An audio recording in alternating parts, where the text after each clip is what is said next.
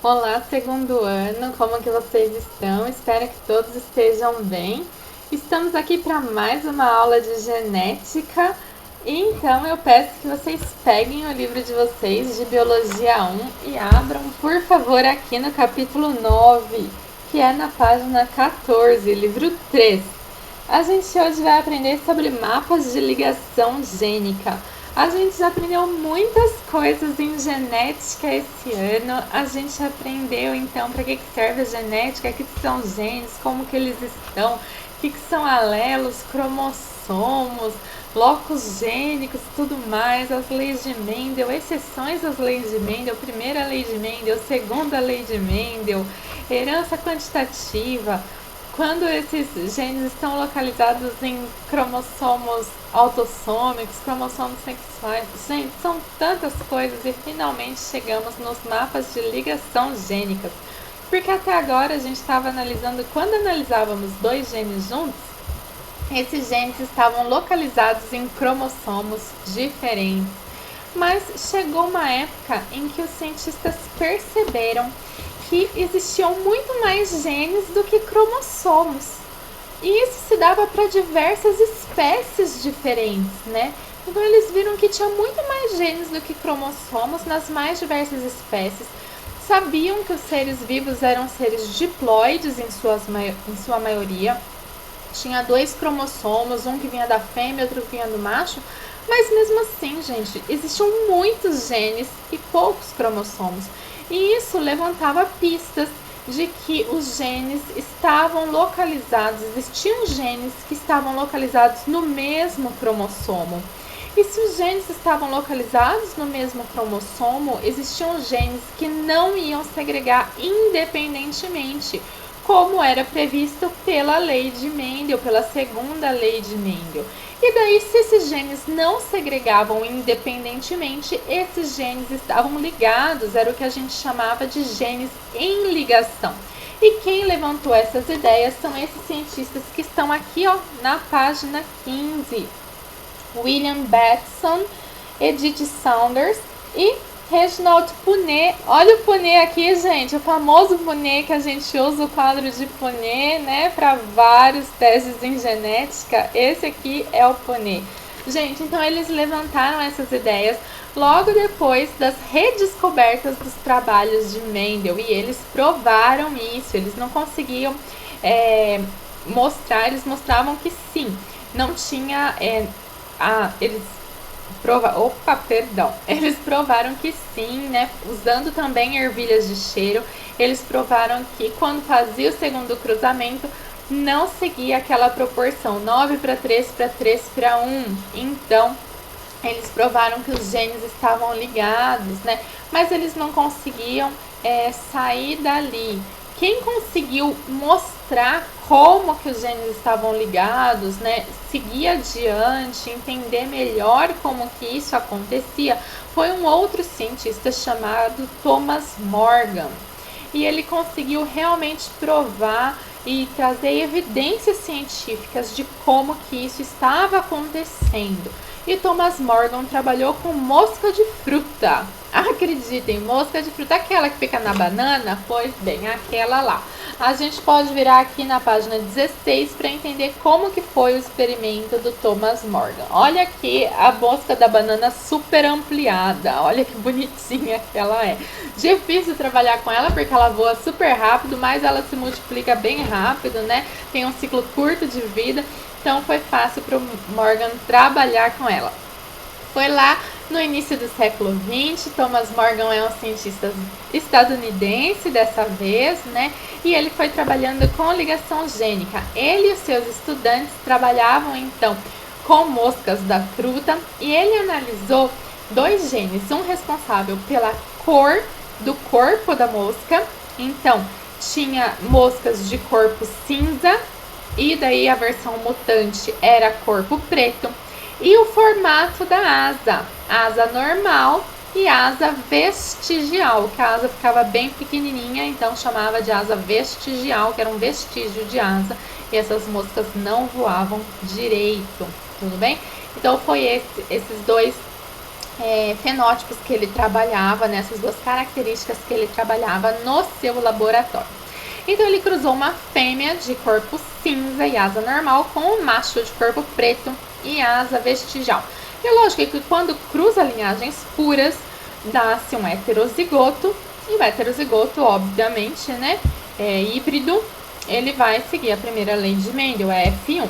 Então, trouxe aqui para vocês, aqui, a ligação gênica. No caso, a gente já sabe, né, que esses genes estão ligados. Então, como que eu faço para representar genes ligados? A gente coloca aqui a barrinha como se fosse o cromossomo e a outra barrinha o seu cromossomo homólogo. Eles chamaram de P, então, o alelo para a cor do corpo. Então, Pzão para corpo cinza, Pzinho para corpo preto. E daí Vzão para o formato da asa, né? Vzão para asa normal e Vzinho para asa vestigial. Então, a fêmea de corpo cinza, Pzão, Pzão, asa normal, Vzão, Vzão. E o macho corpo preto, Pzinho, Pzinho, asa vestigial, Vzinho, Vzinho. Esse cruzamento, então, gente, ó, está ligado, tá vendo? Então, não tem como eu separar um do outro. Então, Pzão, Vzão, Pzão, Vzão, mas só tinha Pzão, Vzão mesmo, não tinha como, né, esse aqui dar outra coisa, então, ó, Pzão, Vzão. E aqui, Pzinho, Vzinho, Pzinho, Vzinho. Vai fazer diferença nas próximas gerações isso aqui, porque não tem como eu fazer aquele chuveirinho das super combinações, as 4 combinações do gameta. Aí é que faz a diferença esses genes estarem ligados ou não, esses alelos estarem no mesmo cromossomo.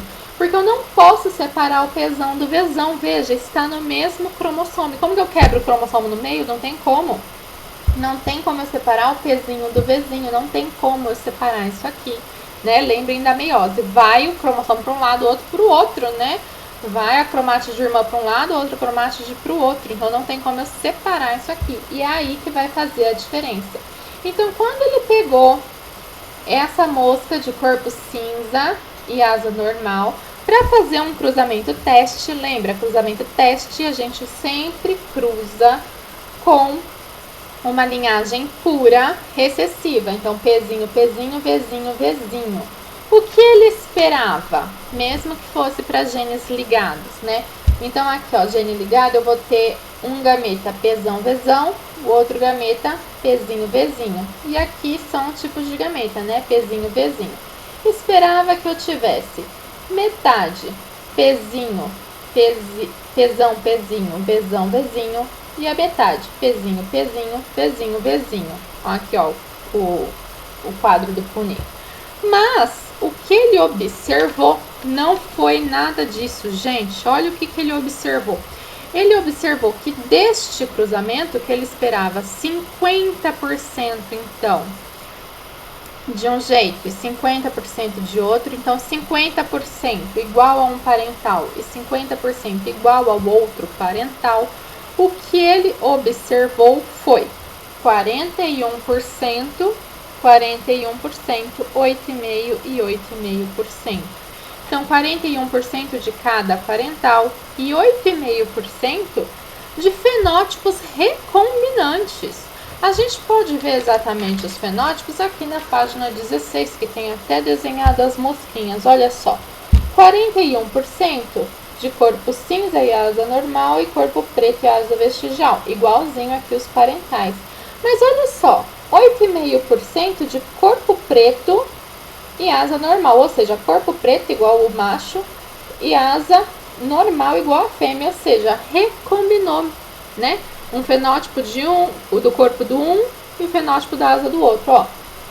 E aqui 8,5% de corpo cinza e asa vestigial, ou seja, a cor do corpo da fêmea mais o formato da asa do macho. Isso que a gente chama de recombinante, né? Misturou.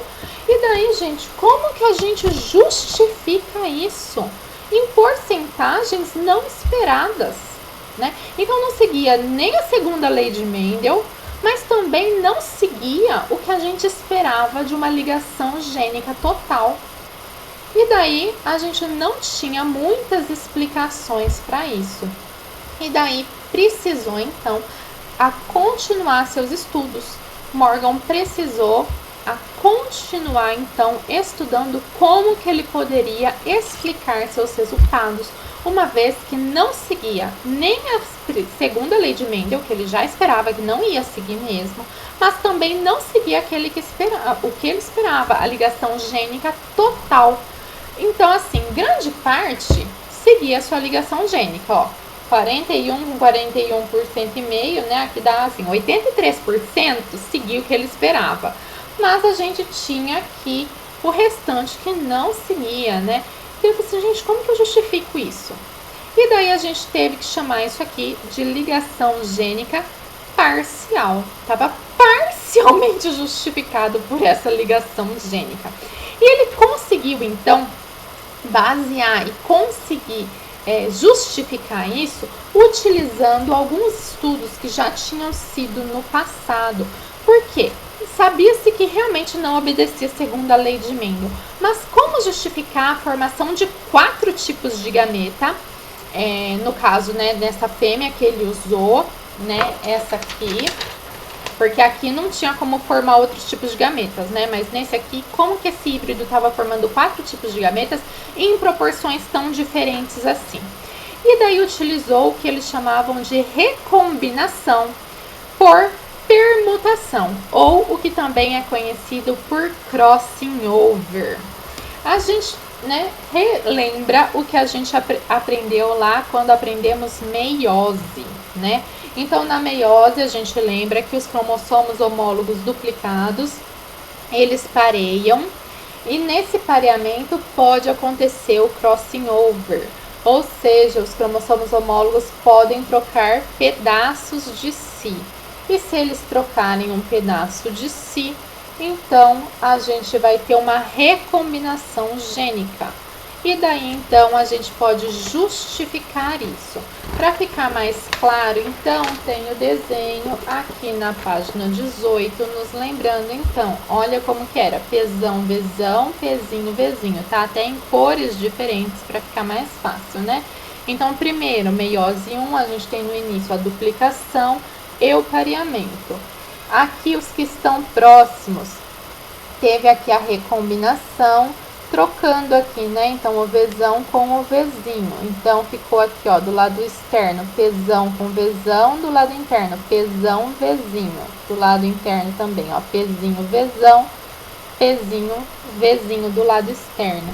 Então, quando esse gameta terminar de se formar, a gente vai ter tanto a formação de gametas com a combinação de gametas parentais, que a gente chama de não recombinante, quanto a formação de gametas recombinantes. Então, a gente tem 50% de gametas parentais, seriam os externos, que não se recombinaram, né?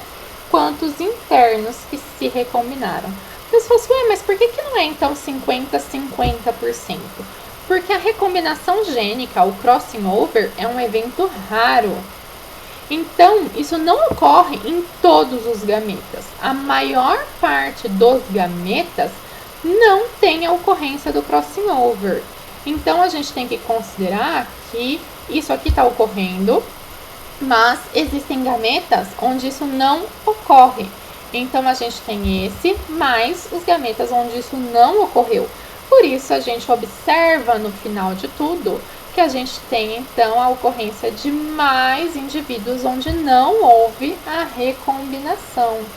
E daí essa hipótese foi amplamente confirmada em até outros indivíduos, né? Foram feitos mais estudos com mais espécies, analisados outros genes que também foram comprovados assim, que eles estavam sim no mesmo cromossomo. E hoje a gente tem um conhecimento, uma vasta gama de genes que estão no mesmo gene, que estão sim localizados no mesmo cromossomo, e a gente consegue então medir qual é a porcentagem de recombinação desses genes.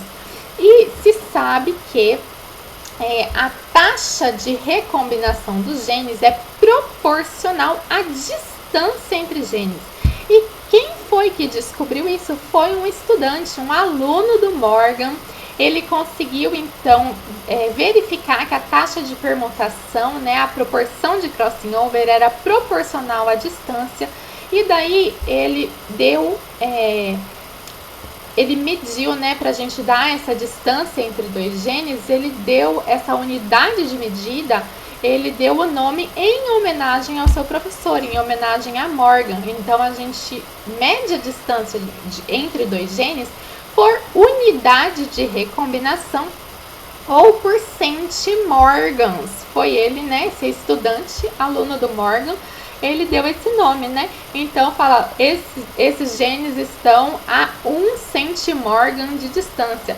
No caso, esse aqui das drosófilas, né, das moscas das frutas que a gente estudou, olha, 8,5 com 8,5 aqui dá 17, certo?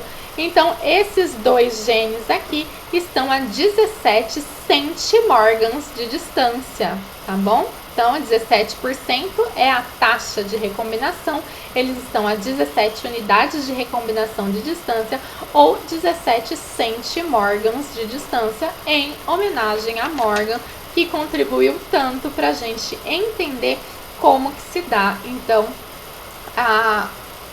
todos esses estudos, né, e qual é a distância entre dois genes no mesmo cromossomo.